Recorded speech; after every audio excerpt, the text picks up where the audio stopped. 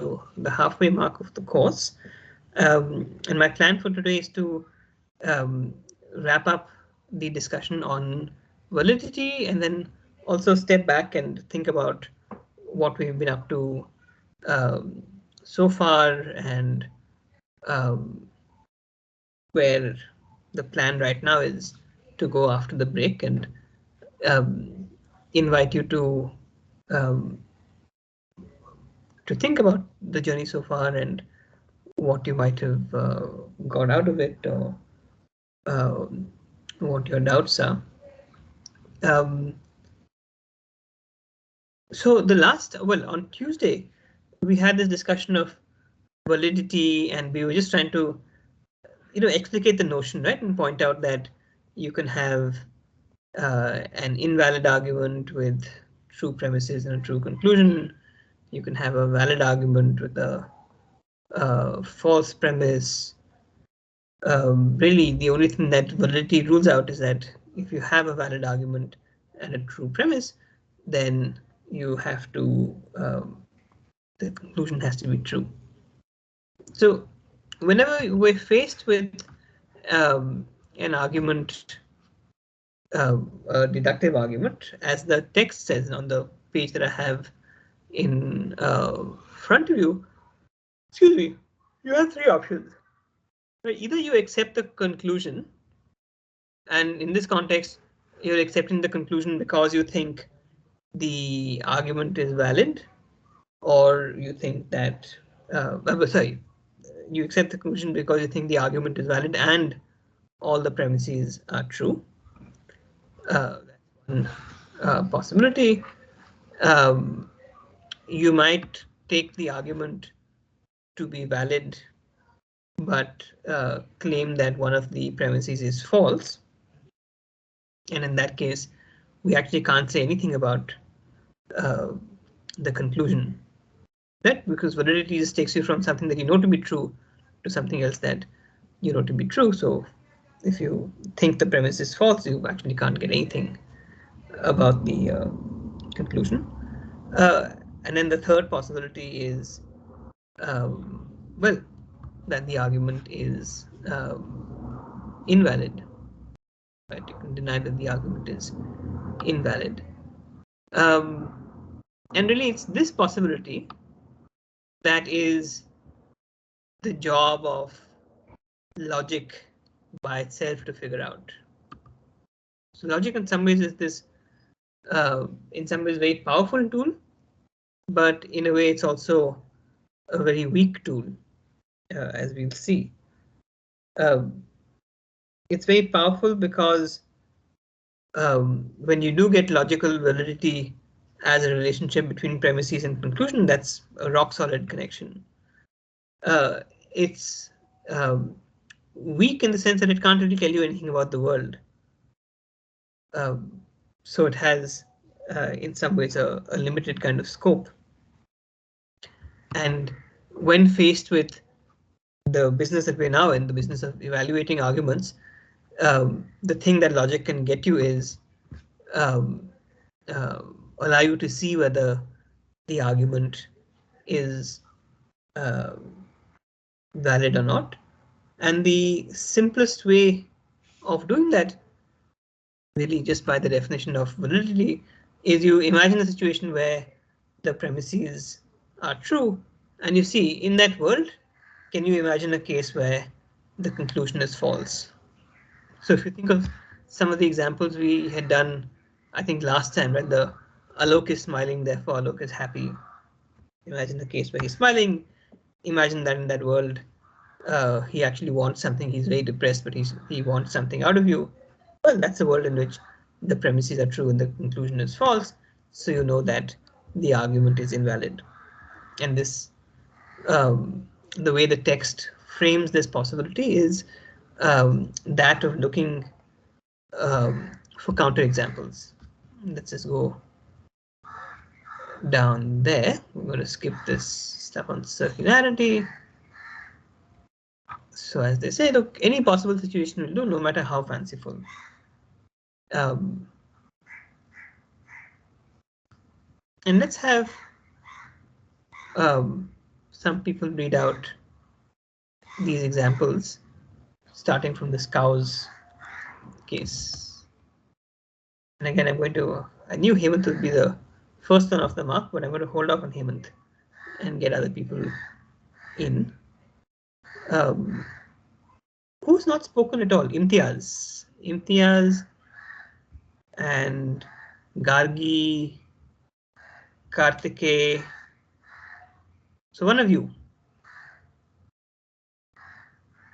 Imtiaz, you want to go ahead? Great. So why don't you read out, starting from here, the P1. P1, if it is raining, then the cows are sitting. P2, the cows are sitting. C, therefore it is raining. So valid argument, how would you check? You check by seeing, is there a scenario where the premises are true, but it's not raining?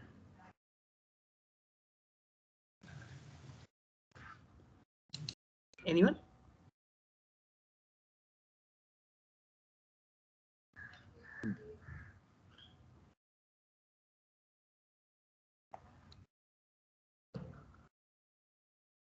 Yes, Sujit.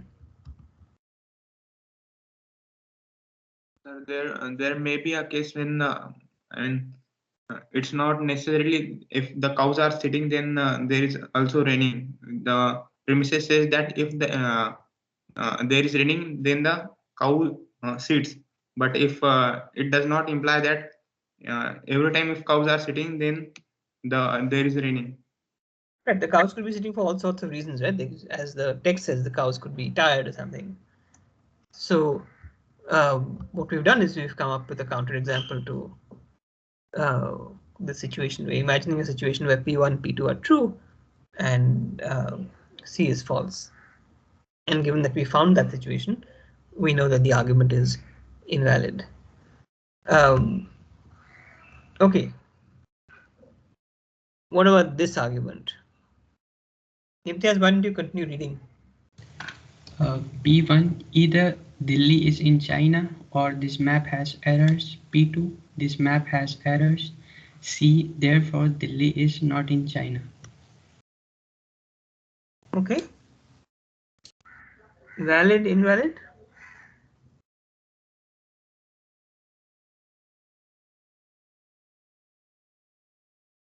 Well, either or is not exclusive, like both of the situations can happen from the use of the words, but so I won't say like the argument is valid, but as a fact, Delhi is of course not in China. Hang on, so you think the argument is valid?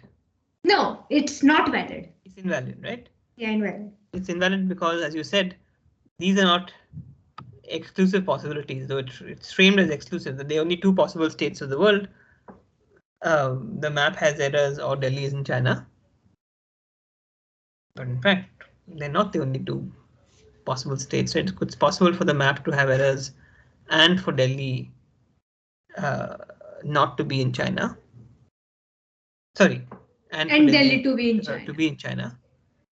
And so you can't conclude that Delhi is not in China. It's slightly confusing. At least I find the example slightly confusing. But do you get the point?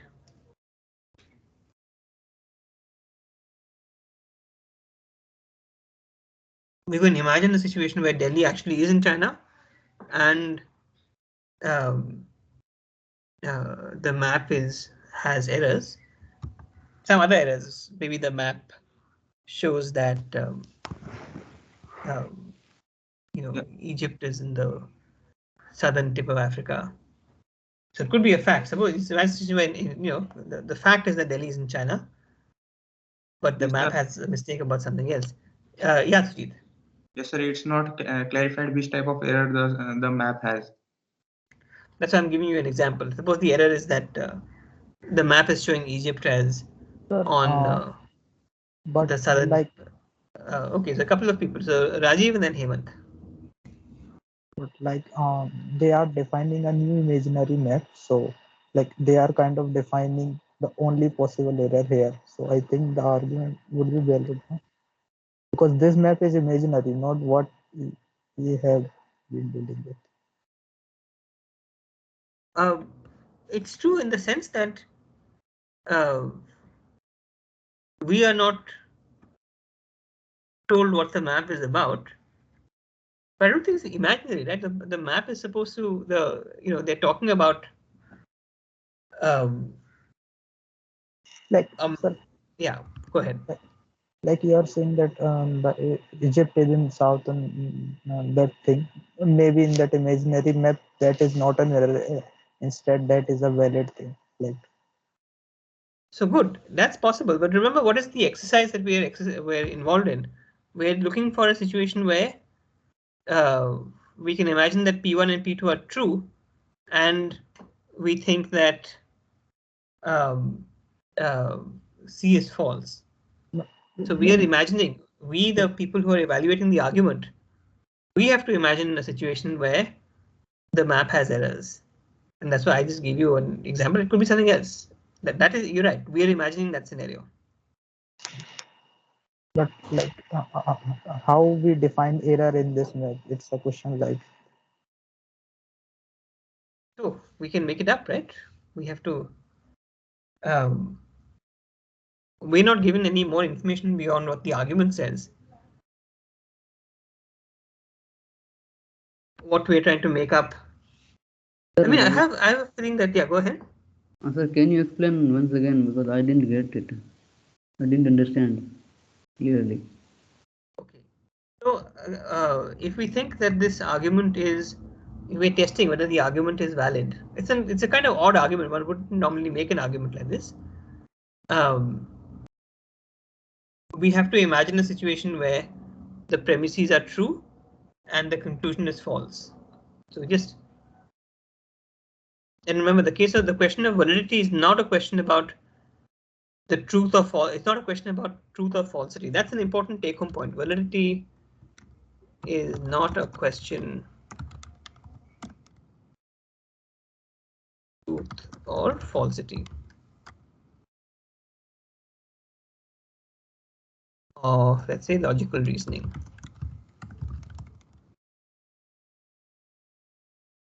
So in order to test the reasoning behind the argument, the method that they suggest, which again follows from the definition of validity, is imagine a situation.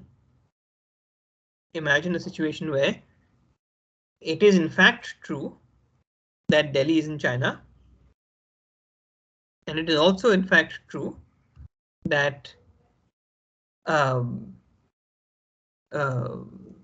the map has errors. We don't know what kind of error, but we can stipulate that, look, the map is mistaken about such and such factor. Now that's a scenario, again, in hypothesis where we already established that this map has errors, and so we know that P1 is true. But we know that conclusion is false because according to the story we're telling, or according to our imagination, we are specifying that Delhi is in China. Yeah, Sujit.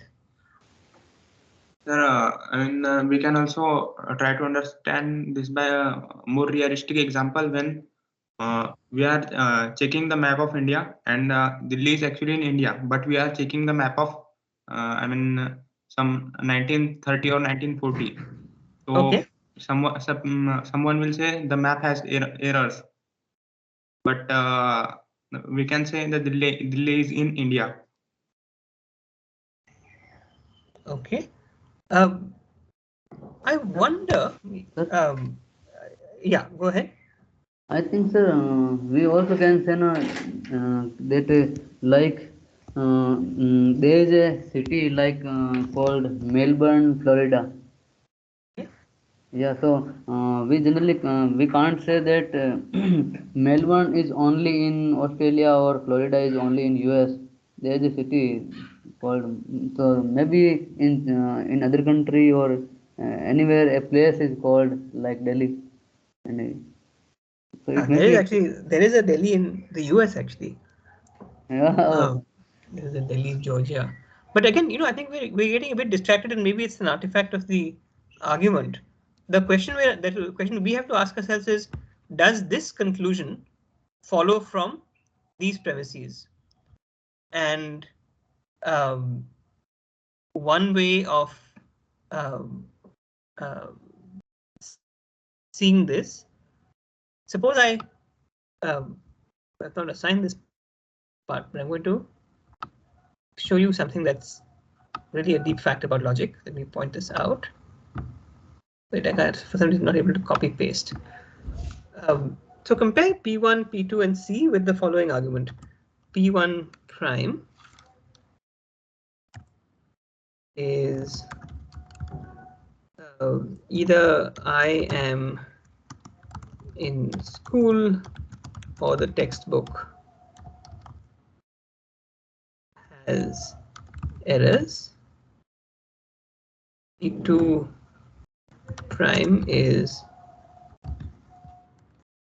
the textbook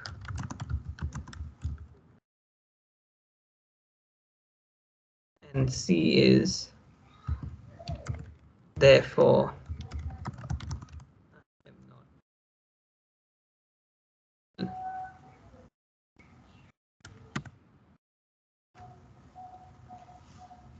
I guess I should say C prime. Do you see that there's a parallelism between the argument given there and the argument I just given?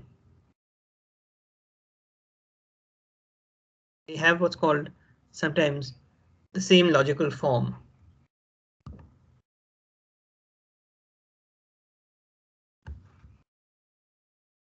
Can you see the parallel?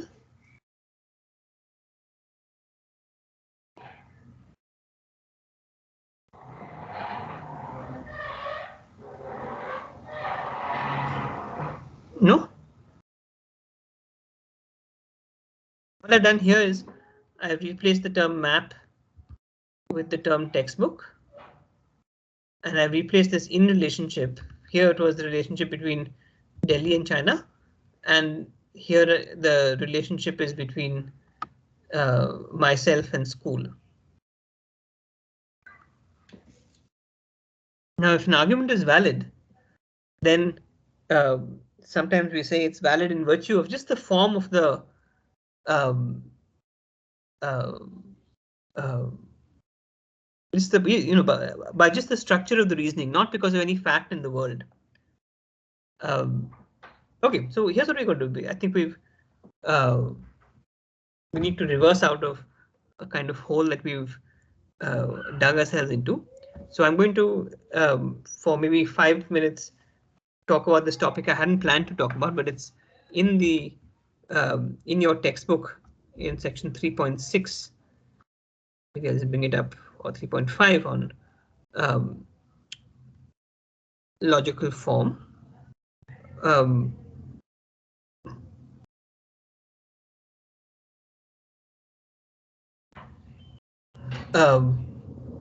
Maybe let's have somebody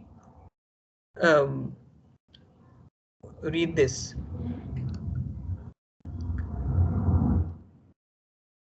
Hemant, you had volunteered, so let's go with you. okay. From where P1? Yeah, from the left hand. If you work hard, then you pass the test. P1, if you work hard, then you pass the test. P2, you pass the test. C, therefore you work hard. P1, if it's raining, then cows are sitting. P2, the cows are sitting. C, therefore it is raining. So can you see that both of those arguments are of the same form? They have the form if A then B. In this argument, A is like you work hard, and in this case is it is raining, right? And here B is you pass the test, and B here is cows are sitting. But the structure of the argument is the same in both. Can you see that? Yes, sir. Valid, invalid? Invalid. Like Invalid, they are right? confusing the sufficient and necessary conditions. That's right. Just from the fact that if A then B and B, you can't get A. If you said if A then B and you put A here and you put a B here, then that would be a valid argument, right? Yes, sir. So here's one way of putting it. The question of whether this argument is valid, and the question about whether this argument is valid, and the question about whether this argument is valid, they're not independent questions. They all stand or fall together, and that tells you something very important about logic, which is logical validity or logical consequence doesn't depend upon what you're talking about. For those of you who've done some computer science or some maths, one way of framing this point is that logic involves syntactical relationships,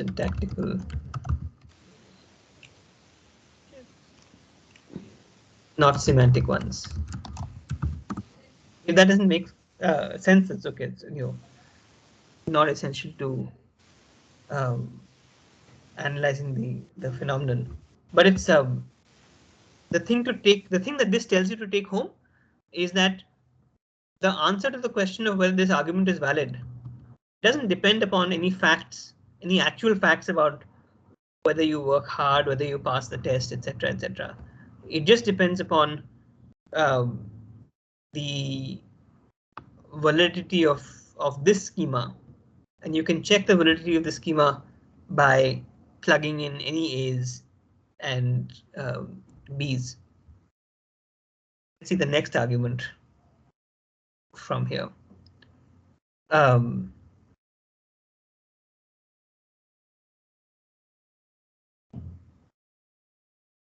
Let's see. Hemant, why don't you carry on with the Delhi or Kolkata one? Okay, sir. P1, either Delhi or Kolkata won. P2, Delhi won. C, therefore Kolkata won. Kolkata So won. when you see that, you can see that there's something wrong with the argument, right? Yes, sir. You can see that. I mean, this is what Sumita was saying, that the fact that Delhi won doesn't exclude the possibility that Kolkata lost, right? So, and you can see it from this formula, either A or B. B, if it's the case that either A or B could be true and B is true, you can't conclude that A is true. And you can't conclude that A is false either, like the Delhi is in China case. So even if the conclusion was Delhi is not in China, the argument would still have been like faulty. Invalid. Correct. Yeah. Yeah. So that's right. From P1 and P2, you can't conclude A and you can't conclude not A. That's what Sumita is saying. And now when you see this, we got a bit confused, right, in our counterexample way of going about things. But this is quite a nice way of seeing that there's some problem with the argument. If it was a valid argument, then this would also be a valid argument, because we're just plugging in for these variables these terms, and then we can see very clearly that the argument is invalid. Does that make sense? Just as a general method, or just, I guess the question to ask is, does this idea that there's a common form between different arguments that you can extract out by the means of replacing the terms with symbols, does that make sense? Yes, sir. I know it makes sense to Sumita. I want to check if it makes sense to other people. It's not very different. Like, if I gave you a set of equations and I said, I gave you a set of I don't know, equivalences. I said that, well, 4 is equal to, or I can say 3 is equal to 1 plus 2, and 4 is equal to 1 plus 3. You can, and I continue that pattern. You can see that I could, there may be a method for generating that pattern, right? Y is equal to the previous element in the series plus 1. So it's a similar kind of thing. You're just trying to extract the pattern from the particularities of the argument, and you can do that in this abstract kind of way. And one thing, the powerful thing when you see it in that abstract kind of way is you realize that the validity of the argument has just nothing to do with any fact about Delhi, any fact about what game was being played, any fact about what the map looked like. None of that is relevant to the question of logical validity or just validity. And that's sort of in some deep way very cool, because again, it allows you to assess reasoning without knowing anything about the world. But in another way, it's severely limiting, because often often we want to know whether some assertion about the world is correct or plausible or something of that sort. So again, to back up, we were just talking about the notion of validity and how to test if an argument is valid. And all I said was that there are two ways to do this. One is you test for counterexamples. Yeah, I'm not doing anything more than in the way parroting the textbook. So they have a set of examples where they're asking you to think of a scenario in which P1 and P2 are true. Excuse me. And then you ask if the conclusion is true. And the other method, so there's the method of counter example, and there's the method of logical form. And they're kind of interestingly distinct. Like the method of counterexample, you're imagining vividly like some fact about the world, right? Something that the premises are saying. So you're kind of going deeper and you're thinking, okay, yeah, let me think of this scenario. We did that slightly complicated example on Tuesday about public services and them being poor because the elite don't participate. Remember that example? Here, this one. Yes, sir. See that, right? Yes, and so if you want to ask whether this argument is valid, well, you can try and imagine a situation where all of this is true. Kids don't study in government schools, etc., etc. But in fact, the state of the cities is poor for some other reason. Maybe the state of the city is poor because there are no funds to fix it, or because the the political class just doesn't respond to the right kind of incentives. So you can imagine the scenario where these premises are true, but the conclusion is false. And there you kind of use your domain knowledge about that scenario, right? To check if the argument is valid or not. So you're going deeper into the content of what is being argued for, and you're reasoning in terms of that content to evaluate the reasoning. So that's what you're doing in a very, I'm describing it in an abstract way in the method of counterexample. in the methodological form, you're actually abstracting. You're saying, this is a complicated case because I say so many different things are being said. But in the cases we just studied, you abstract away from um,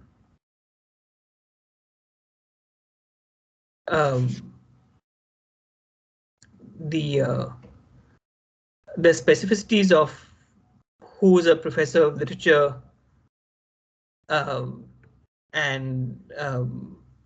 even maybe what it means to miss a vital perspective. So if you think of the form of this argument, the logical form, I'm just going to type it in here. So you can think of it as one all P's are M, any field with only M has property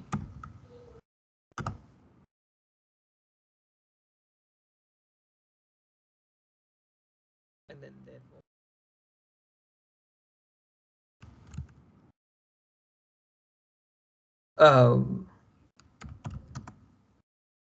the field with P has property V.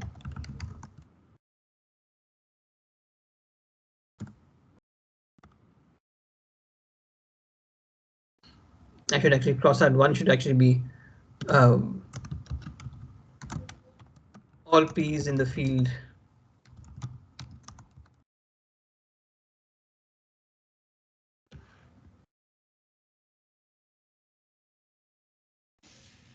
and you can see it has the same logical form and maybe sometimes easier. You're not distracted with the question about why the field is missing men, etc., etc., or questions of those sorts. You can just see that it's saying that, as I can't remember who pointed out, and you can do a Venn diagram, right? You can say, look, the set of P's are a subset of the set of M's, and if you have a subset which has only M, that's going to have this property V. Therefore, the thing that's in the subset is going to have that property. And here it doesn't matter what P's are and what M is. This would be true if we're talking about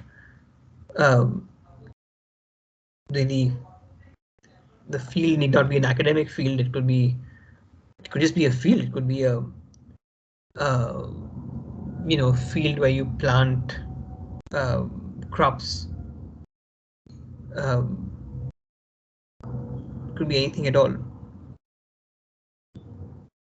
So do you see, again, all I want to take away is this kind of distinction, and to see that these are both ways of checking the same property, the property that the conclusion, the thing that starts with the therefore, follows logically from the premises.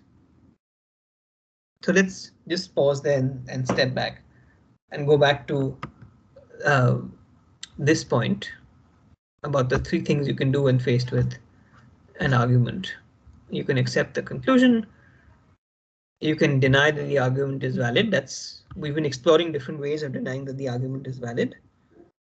And you can accept that the argument is valid, but deny that one of the premises is correct.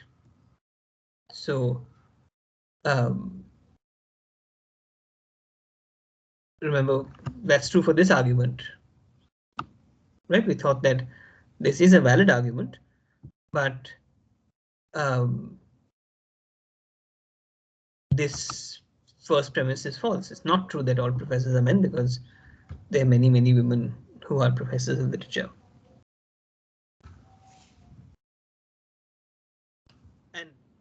And to make that clear, like, again, you have to know something about the world. You have to maybe investigate, already have that kind of domain knowledge. Of these three possibilities, this possibility requires some kind of domain knowledge. This possibility and this possibility don't require domain knowledge, because you can check the validity of the argument without knowing anything about what you're talking about. So that's the first step. The second step, once we accept that the argument is valid or invalid, if the argument is valid, then kind of end of story. I mean, we need to check whether the premises are true, and if they're true, then end of story. If they're false, you can't say anything. If the argument is invalid, now this is stuff that's not in the text, so I'm going to type it out. If you find an argument is invalid, you can do three things. So one, you can say discard the argument. Yeah, look, that's just a piece of sloppy reasoning. That's a piece of bad reasoning. I don't have to engage with it. So that's one possibility. The other possibility is you can try and fix the argument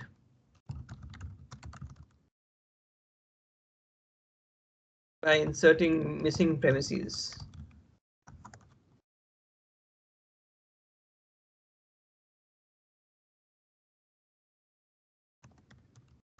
Premises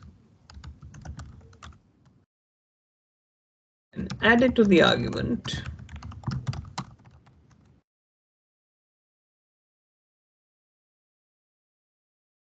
If you remember those examples we did, I think last week, the example of foreign firms not investing in India, we said, look, the argument will only go through if you make the additional assumption that the person making this argument thinks it's a good idea for foreign firms to invest in India. You remember that? There was also one involving caste discrimination, and then the missing assumption was that humiliation and inequality are bad things. What do we call this kind of move? What's the term that's used for or that can be used for this kind of activity, fixing an argument? Principle of charity, or Yeah, so it's a form of being charitable. So this is what this person is saying. As it stands, the argument is invalid. But let's see, maybe one can add some premises in so that in that case, we're not faulting the argument on the grounds of reasoning. We're saying, look, maybe the reasoning is good, but we're not seeing the whole picture. So we're going to help the person making the argument out by adding those principles. So that's an exercise of a principle of charity. One of the cool things about doing it here is that you may find that you fix the argument, you insert the missing premises, but then you think, I don't agree with those premises. This argument is going to be true only if the if those premises are true. But now I've located my source of disagreement with this this person, and I realized that we disagree about one of our assumptions. So that's another reason to why the principle of charity is a powerful principle to apply, is because it can help you figure out this this distinction, the distinction whether between a person's reasoning being faulty and a person's premises being false. Right, you're converting when you do this, when you do this in response to an invalid argument, you're fixing the argument by plugging the holes in the reasoning, and then you might come to see that, hey, sure, now I fixed the argument, now it is a valid argument, but look, it's only valid because of this particular assumption, and I'm going to show you that that assumption is wrong.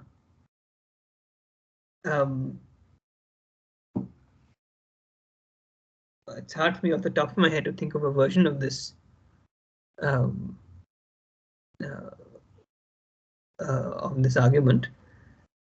Well, we can take maybe that case of the Kolkanda 1.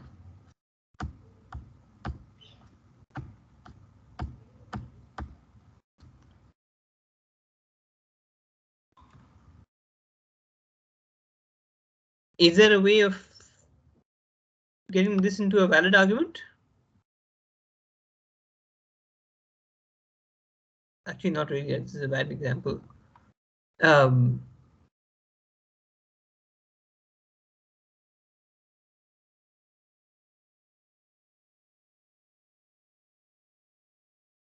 What about this? Is there a way of fixing this argument to make it valid?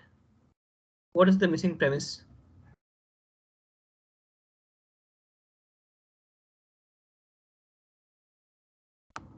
Well, if A then B is changed with only if A then B, then it will make sense.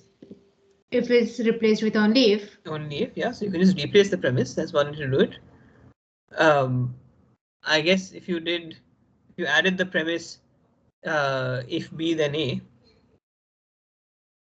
that would be that also works. Another way. Sir, I was also telling that if we add like in P2, if you pass the test, then we can say you pass the test if you worked hard. That's it. So that's the. If you pass the test, then you worked hard. That's right. So that's of the form if B then A, right?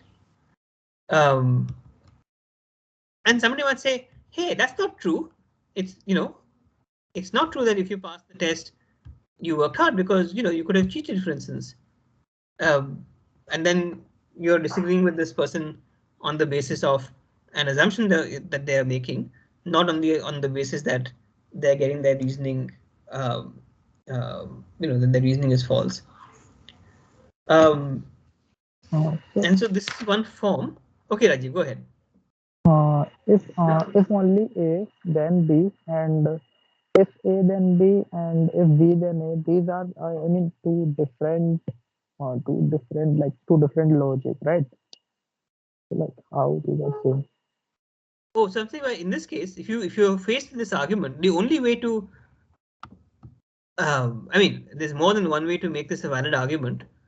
By fixing it, I mean adding an additional premise. Can you add additional premises? So if you added P3, that if B then A, then logically if A then B, if B then A, B. So by P2 and P3, you'd get C. But if P1 if A then B, or P2 B. I'm saying let's keep P1 P2 the same. No, I'm saying let's add P3. Okay. Let's add P3, which is of the form if B then A. Yes, sir, I was saying that. Good. We're all saying the same thing at some level. We're saying it in different ways, right? Sometimes we can use the term only if. Then, do we really need then more P2, or we can just remove it? You tell me, do you need P2?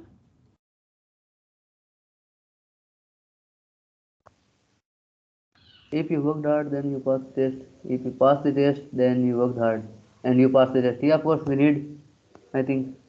You need P2, right? You need to know that, okay, because this person actually did pass the test. You need to know that what is the result. Yeah. Okay. Did this person pass the test or not? Yeah, sir, yeah. Okay, so where does all this get us? So I said that just to recap what I've been saying, we can use the principle of charity to fix an invalid argument. And once you fix an invalid argument to make it a valid argument, we don't have to accept the conclusion of a valid argument. And why is that? Well, because a valid argument can have false premises. So that's the third. Where's it gone? Yeah, a valid argument can have false premises, and the technical term for a valid argument which has true premises is that it's called a sound argument. So really what you want, as a critical thinker, you want to be trafficking in the business of sound arguments, both arguments where the premises are true and arguments where the premises um, logically entail their conclusions, or as we say, where the arguments are valid. Let me say one more thing.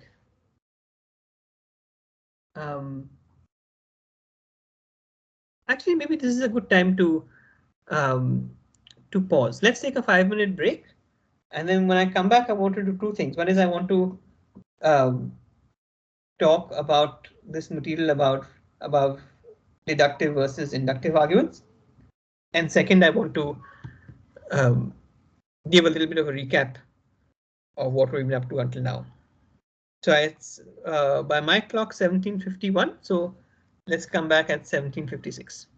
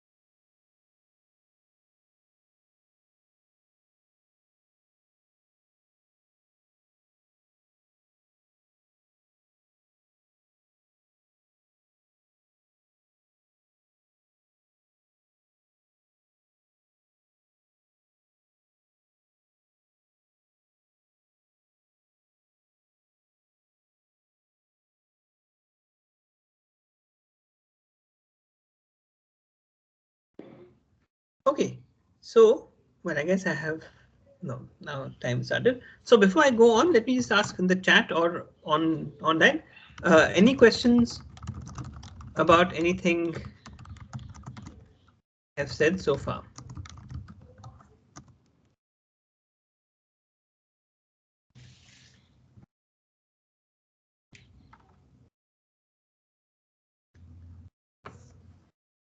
Okay. So if not, then let's take on. Then this is just a jhalak because this is exactly what we'll do for the second half of the course.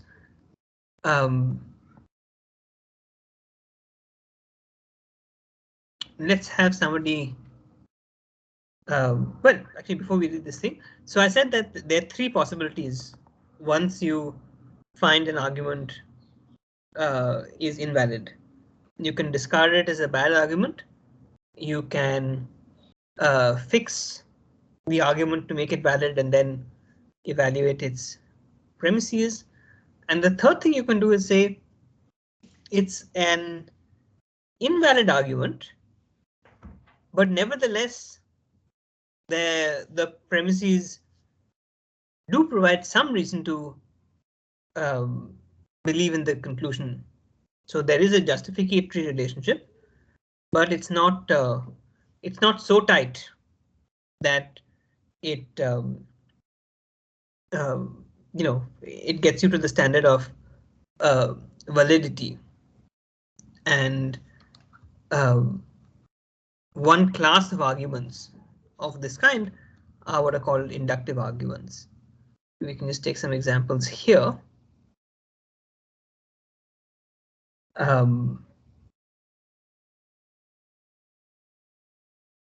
Think of this example. So let's have somebody read that example out.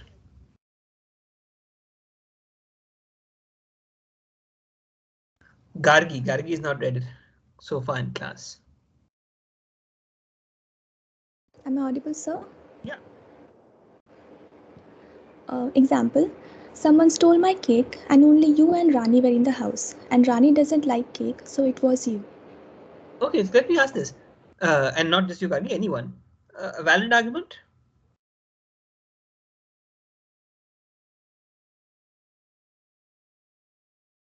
Is it possible for the premises to be true and the conclusion false?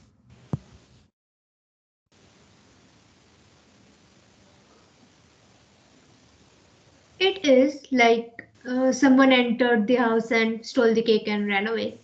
Right. So it is possible that there's no logical inconsistency in the premises being true and the conclusion false. But nevertheless, you might think, look, it's maybe unlikely or implausible that somebody would maybe have to specify more facts, or the kind of reasoning I might engage in doesn't seem like bad reasoning, right? It seems like, okay, this is the kind of way one might reason if one's a detective or one's trying to solve certain sorts of problems. Not a bad way to go about it. If you're if you're trying to fix a problem in a car, and you make these inferences, you say, look, maybe this thing is wrong, in which case we have to check that, and well, that's okay, so it has to be something else going wrong. Or imagine that if you take this case, maybe public reasoning is a requirement, and so look, these are all APU students and public reasoning is a requirement, therefore they've all taken public reasoning. Maybe it's not true, maybe you can get an exemption from doing this class, but nevertheless it's like a it's a reasonable it's a reasonable way to go about thinking about the world. Most of science has this kind of quality. It's a reasonable way to understand the world, even if it's possible that scientific theories are not logically foolproof. So while we've spent the first half of this class culminating in this very tight kind of notion of a deductive argument, the second half of the class, we're going to look at this class of what's called inductive arguments. Sujit, what do you have in mind? You say assumptions / stereotypes? I mean, in inductive arguments, we are considering something based on just a few examples, or I mean, we're defining a society on based on just some few people. Well, remember, it could be. It doesn't matter how many people. You're at the example. You're thinking of this, like the philosopher example. This one. That Yes. Seems like it's only, like it's a very small sample. But actually, even if it was a very large sample, suppose there were, 10,000 philosophers and you had sampled 9,000 philosophers. Or even if you had sampled 9,900 philosophers, the argument would still be invalid, right? Because it would be possible for the premises to be true and the conclusion is false. Yes, yes. But the more philosophers you sample and the more of them that you find are wise, it suggests that you're getting closer and closer, that you should be more and more confident of the claim that all philosophers are wise. But we can't be 100% sure. You can't be 100% sure. So the point is that deductive arguments are one way of making things 100% sure. But in most of our life and what we need, you can never get 100% surety. So you need something, but that doesn't mean you throw it away. You don't. The answer is not to say if I can't get 100% surety, then everything else is equivalent. Right? There's a difference between testing 3 out of 10,000 philosophers and testing 9,900 out of 10,000 philosophers. And that difference is part of what's captured by this notion of an inductive argument. Yeah, Smita. So maybe because I am studying maths too much because of minors, but these inductive arguments, I think I just wanted to comment on my thoughts that I think that there are possible logical reasoning. If we go behind the reasoning, then there are possible scenarios where it is false, but the probability of that possibility being real is very less. Yeah. That's why we sometimes don't. Yeah, exactly. It's possible, but it's not likely that the possible scenario happens. So going back to this thing of 100% or certainty, the deductive arguments are in the realm of certainty and 100%. Inductive arguments are in the realm of something less than that. And that is nevertheless important because, in fact, most of our reasoning about the world takes place in that form, in the inductive argument form, and particularly scientific reasoning. It's actually like a really deep and interesting set of questions of how to think about inductive arguments. And we look at some of that after the break. We look at two kinds of inductive arguments. We're going to look at arguments involving scientific practice, and we look at arguments involving data, or how to think about data. So that would be in the realm of the inductive argument. And they have a nice discussion about the distinction between deductive and inductive arguments. In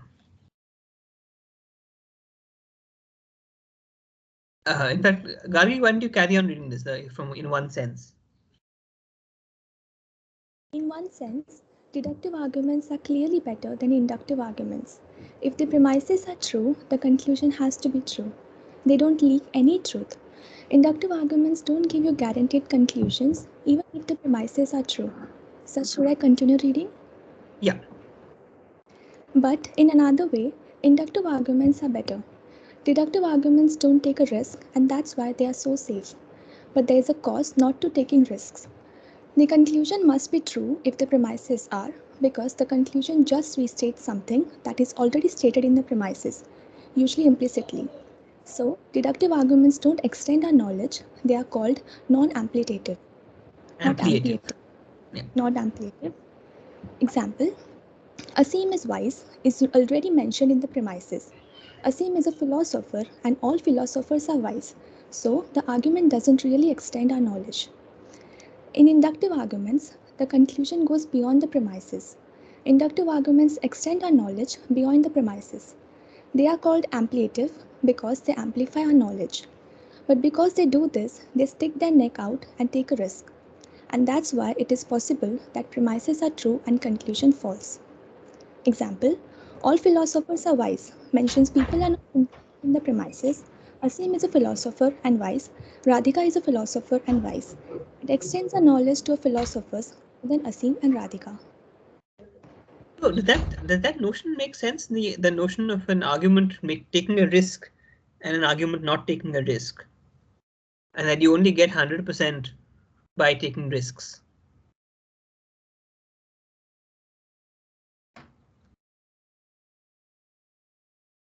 And the point that they have in mind is, look, if you take this, which we saw as a valid argument, once you have the first two premises, you've already got all that's required for the conclusion. There's nothing more. The conclusion is not adding anything new beyond the premises that are already there. The information, the reasoning doesn't add more information beyond what you already have. Whereas in inductive arguments, you're making assumptions, or you're making leaps that, if they turn out to be true, have amplified your knowledge of the world, and therefore there's the range of arguments, the range of of kinds of ways that are not deductive, that will still um, worth thinking about and worth reasoning about systematically, and that's what we'll look at after the break. So now what I want to do, so again, to go back to the idea that what do you see if you find an argument is invalid? One thing you might say is, look, this argument may be invalid, but actually it's an inductive argument, and there's something else. There's some other reason. There's another justificatory relationship between the premises and the conclusion. That for the deductive argument, that justificatory relationship is just that of logical validity, but there are weaker justificatory relationships, and then there's a whole field of trying to understand what those justificatory relationships are. And some of them could be statistical, or might involve theories about sampling, for instance. How likely it is, if your sample is so large, that your hypothesis is false. Some of that's maybe mathematical. Okay, so that said, let me very quickly just recap how I've seen the course that we've done so far. And I would say that there are like 4 elements of what I've tried to do. There's the element of concepts and skills. There's the element of kind of motivation for why it might be useful, or why one might want to apply those skills. And finally, there are places of application where arguably the application of those skills has some kind of concrete payoff. So if I think about, well, and maybe there's a fifth, which is really some domain knowledge about how the world works. So if I think of the primary motivation, well, it has been this motivation of thinking for oneself. And we've seen like 2 or 3 places where that motivation was talked about, right in the start of the course with that reading by Elliot Cohen. They said, look, we don't want to be manipulated. And one way of making sure we're not is by thinking for oneself. That reading on epistemic well-being provides another set of reasons to think for oneself. I think for me, I know that many of you wouldn't have seen the documentary on Noam Chomsky, but that, if you meet somebody who you think is, or you see described somebody who you think is admirable and in this regard, that can be a source of motivation. It certainly is for me. So that's one set of things. That's the motivation aspect of it. The skills concept aspect, I would say the main concepts are, and the associated skills. First, having to do with just the parsing of language, recognizing framing effects, recognizing the effect of emotive meaning, or the effects of things like euphemism, using the concepts of the different kinds of definition to understand what role definitions might be playing in arguments, and then the set of concepts around the validity, premises, conclusions, the validity and invalidity of arguments, the use of the principle of charity. And the fundamental skill in all of this is to apply that to passages of texts to kind of reveal the structure of reasoning, right? That first step of interpreting an argument and then evaluating whether it's correct. That is the another set of concepts and skills.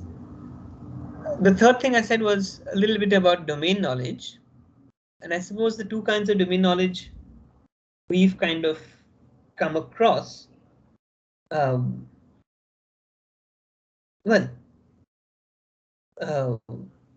one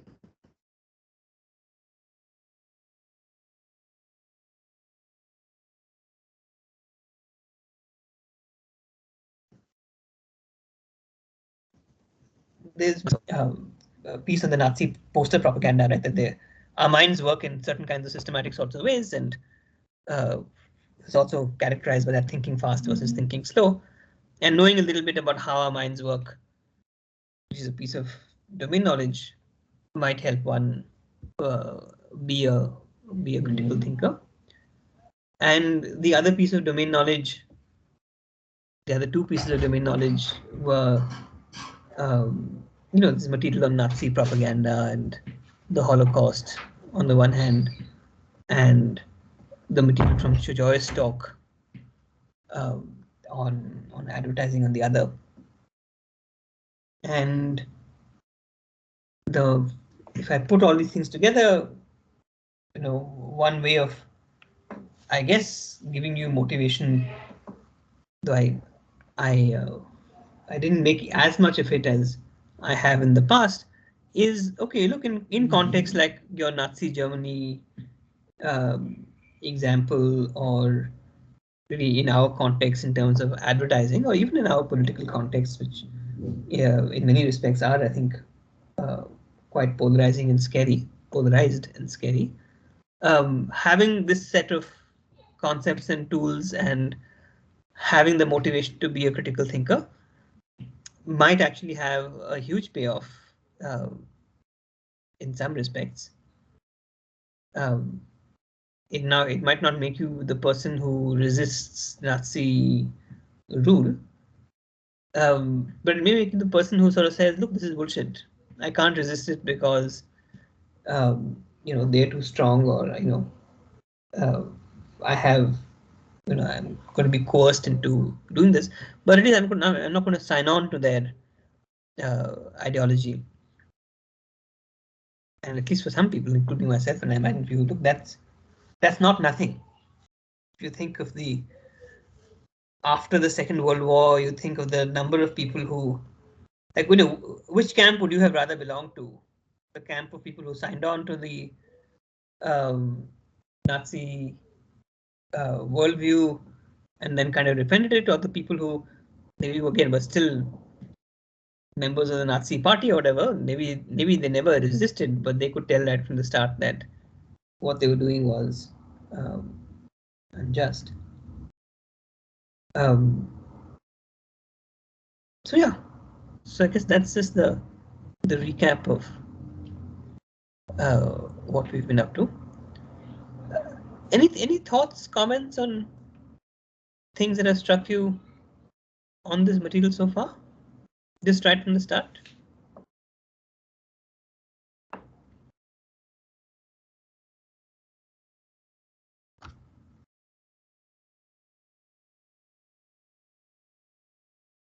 That's right, Rajiv. So all physics involves inductive argument.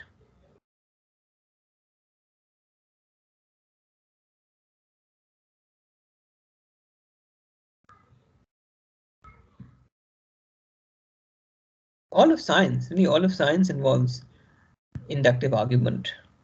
That gets, again, goes back to this point that logic doesn't tell you anything new about the world.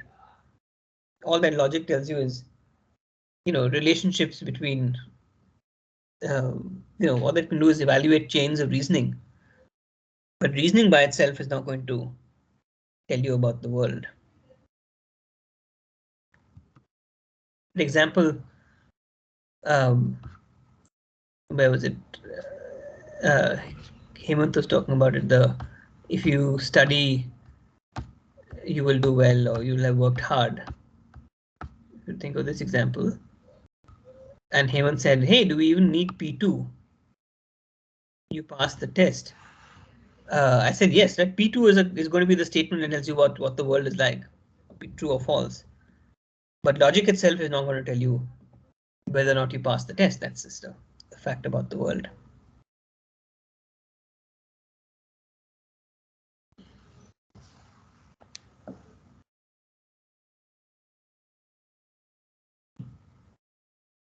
Other thoughts? Anything you would want us to do differently in the second half of the course?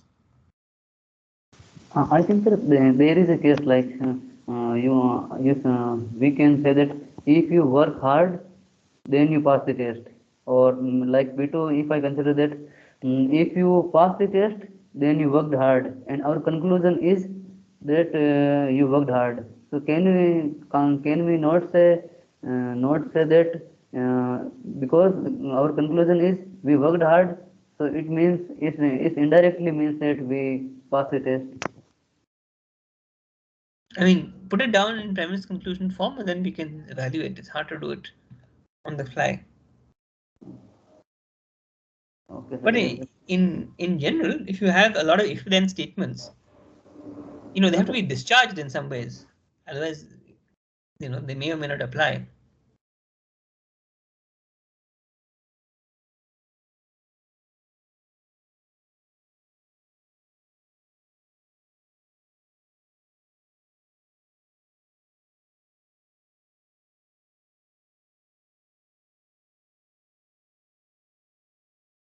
If I asked you to spend a minute just thinking about this, and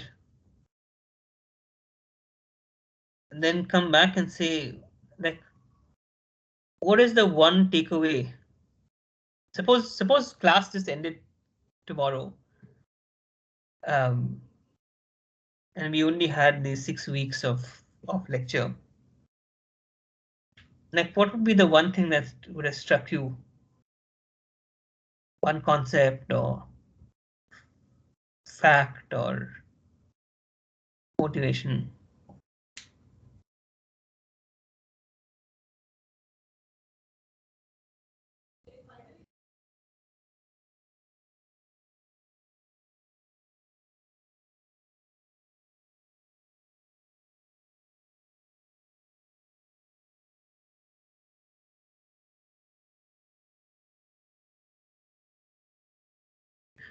Um,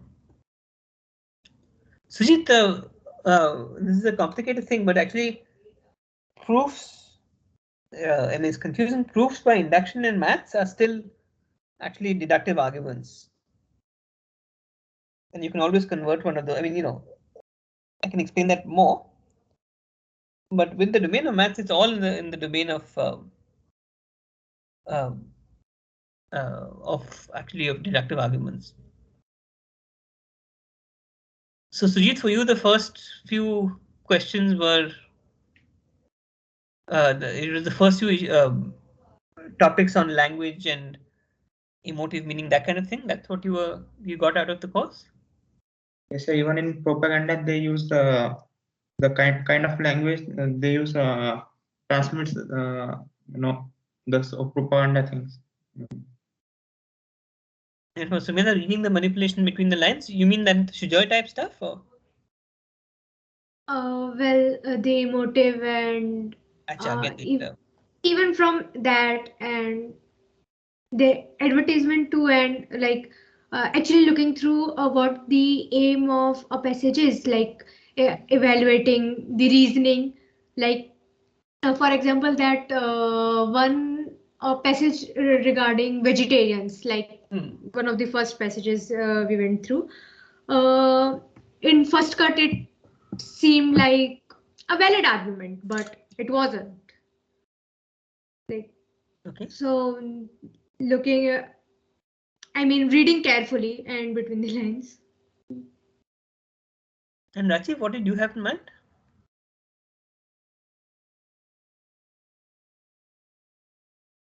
Like how to like I mean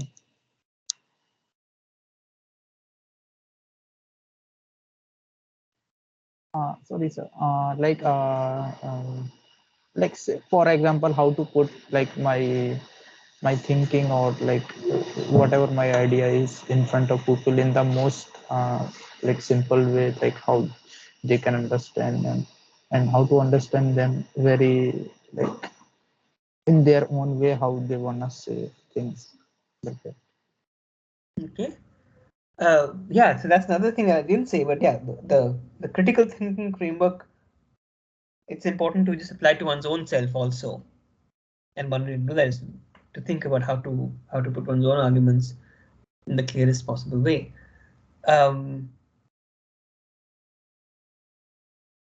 So then the last thing we have in the chat box is the distinction, the debate between Hemant and Sumedha. So Hemant has given this two premises and the conclusion. The conclusion is therefore you work hard.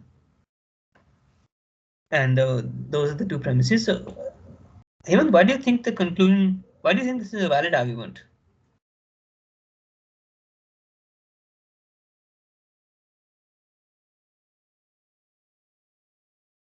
Hello, sir. Yeah, you think this is a valid argument?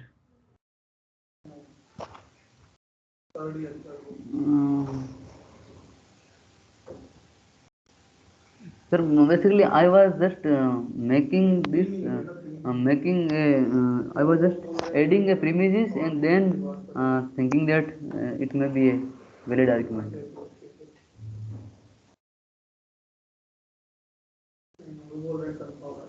And Sumedha, what is your point about in response? The part that therefore you have worked out, he has stated as a conclusion, and in his further defense, he has actually counted the conclusion as the premise. Like, so because we have worked out, it indirectly means that we pass the test. That is based on the assumption that we have worked hard. So that should actually be a premise rather than the conclusion.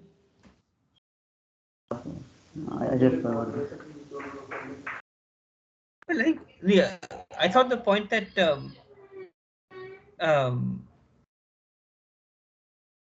he was pointing out is that if P1 is true, then it's likely that we've passed the test. And then if we pass the test, then it's likely that P1 is that you worked hard. And therefore you worked hard. I was thinking that the problem with this actually is that, look, you may not even have taken the test. And yet P1 and P2 would still be true. Right? P1 and P2 are these, what are called conditional statements.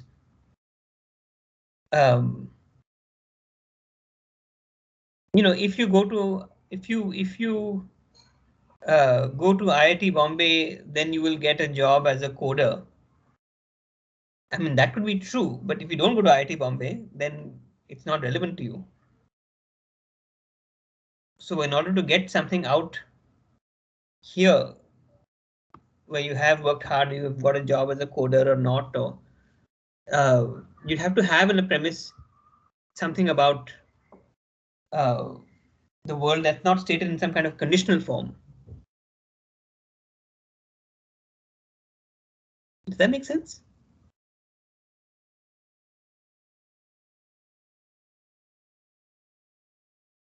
You need one of these premises to be a statement about the world in order to get an answer, in order to get a statement that's about the world. That's about the world, that's stating something about the way the world is.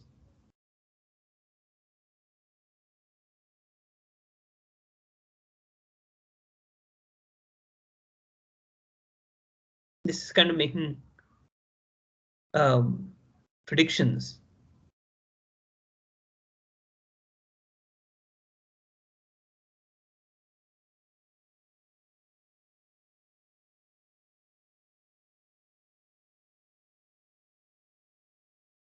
If you play football, then you will score a goal. You can't get from that kind of statement to you will score a goal, right? You have to actually be sure that this person is playing football.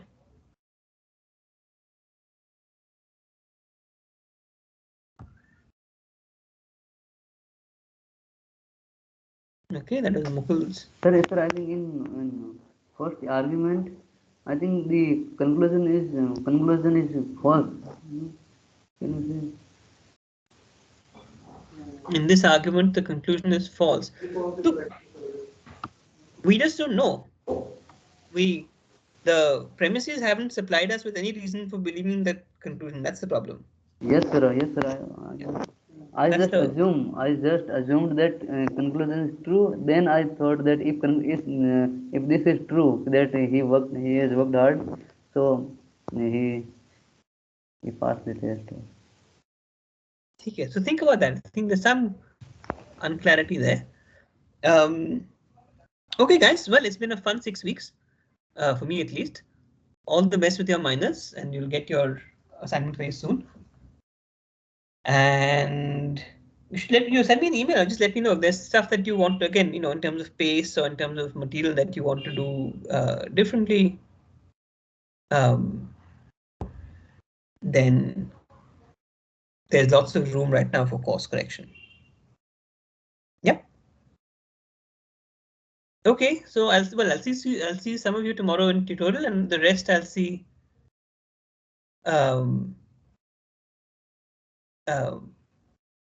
Okay, Sumita, thanks. That's something I can certainly try and do. The rest is the rest of you I'll see, after your minors. So all the best and get some rest. See you. Thank you, sir. Thank you, sir. Thank you. Thank you, sir.